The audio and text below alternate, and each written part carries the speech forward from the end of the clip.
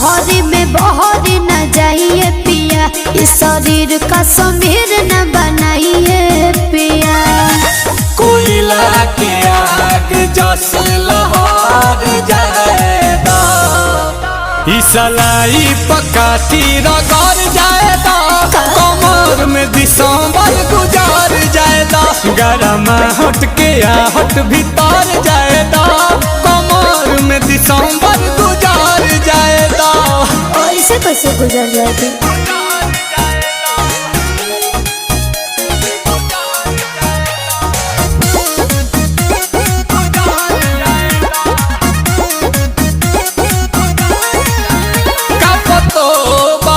चापतो बारू आग पुअरा के तू तापतो बारू,